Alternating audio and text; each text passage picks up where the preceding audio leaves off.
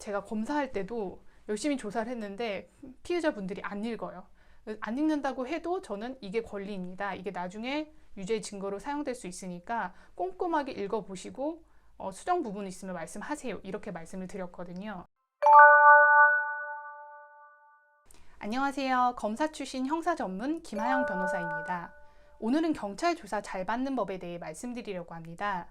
경찰서에서 갑자기 조사를 받으러 나오라고 연락이 올 때 어떻게 행동해야 되는지, 경찰 조사 나가서 주의해야 할 점은 무엇인지 많은 분들이 물어보시는데요. 오늘은 그분들께 유용한 영상이 되었으면 좋겠습니다. 가장 먼저 하셔야 할 일은 고소장을 정보공개 청구하시는 겁니다. 정보공개 청구는 인터넷에 정보공개 포털이라고 치시고 관할 경찰서를 상대로 본인이 피고소된 사건에 대해서 고소장을 복사하시는 제도입니다. 인터넷으로 간편하게 신청하실 수 있고요. 7일 정도 내에 고소장을 받아보실 수 있습니다. 먼저 고소장을 확보하셔야 상대가 뭐라고 주장하는지 파악할 수 있기 때문에 거기에 대한 대비책을 세울 수 있겠죠. 두 번째로 하셔야 할 일은 고소장을 꼼꼼히 읽고 내가 알고 있는 사실관계, 그리고 나에게 유리한 주장, 나에게 유리한 증거들을 모으셔서 정리를 하시는 겁니다. 조사에 나올 질문은 무엇인지, 이 질문에 대해서는 내가 어떻게 답변해야 되는지 먼저 생각해 보시고 준비해 보시는 것입니다.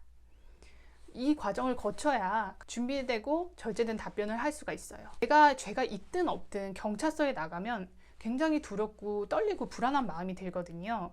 그렇기 때문에 미리 예상되는 질문을 생각해보고 그에 대한 답변을 준비하고, 상대방의 주장이 틀렸다면 왜 틀렸는지, 그리고 상대방 주장을 반박할 증거들은 무엇이 있는지, 이런 것을 수집한 다음 경찰에 잘 설명할 준비를 하셔야 합니다. 세 번째, 경찰 조사에서는 일관성 있게 진술하셔야 됩니다.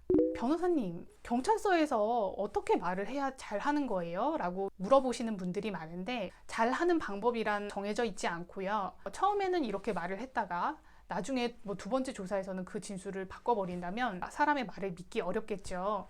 그래서 처음부터 끝까지 진술을 일관되게 하실 수 있도록 처음에 정리를 하시는 것이 중요하다고 말씀드린 겁니다. 순간에 어떤 위기를 모면하기 위해서 거짓말을 조금씩 섞게 된다면 나중에 그 주장이 객관적인 물증과 배치되거나 상대방의 주장이 더 신빙성 있다고 판단되었을 때 거짓말을 했다고 판단을 하고 피고소인의 주장 전체가 믿을 수 없게 됐다라고 판단이 될 수 있어요.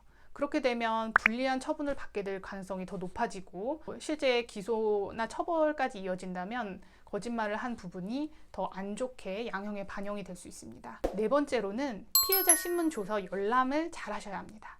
경찰 조사가 다 끝나고 나면 경찰관이 쭉 정리해 놓은 거를 프린트해서 읽어보라고 줍니다. 그랬을 때 이제 경찰 조사 한두 시간씩 받고 너무 힘들어서 읽기 싫어요 라면서 제대로 읽지 않으시는 분들이 생각보다 많이 있는데요. 절대 그렇게 하셔서는 안 됩니다.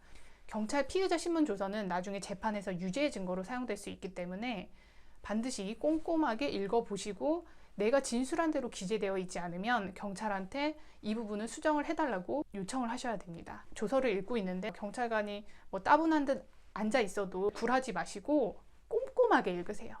제가 검사할 때도 열심히 조사를 했는데 피해자분들이 안 읽어요. 안 읽는다고 해도 저는 이게 권리입니다. 이게 나중에 유죄 증거로 사용될 수 있으니까 꼼꼼하게 읽어보시고 수정 부분 있으면 말씀하세요. 이렇게 말씀을 드렸거든요. 정말 중요한 절차이니까요. 꼭 자신의 권리대로 꼼꼼하게 살펴보시기 바랍니다. 마지막으로 피해자 신문 조서를 확보하셔야 됩니다. 피해자 신문 조서는 다음에 이어질 2차 조사 혹은 검찰 조사를 대비하기 위해서도 미리 확보를 해서 가지고 계셔야 해요. 피해자 신문 조서를 확보하는 방법도 고소장 정보 공개와 마찬가지로 정보 공개 포털에서 하시면 됩니다. 자신이 진술이 무엇이었는지 잘 기억을 해 두셔야 나중에 검찰 조사에 가셔서도 일관성 있게 답변을 하실 수 있습니다. 오늘은 경찰에서 소환 전화가 왔을 때 어떻게 대비를 해야 되는지에 대해서 말씀드렸습니다. 오늘 영상이 유익하셨다면 구독과 좋아요 눌러주시기 바랍니다. 감사합니다.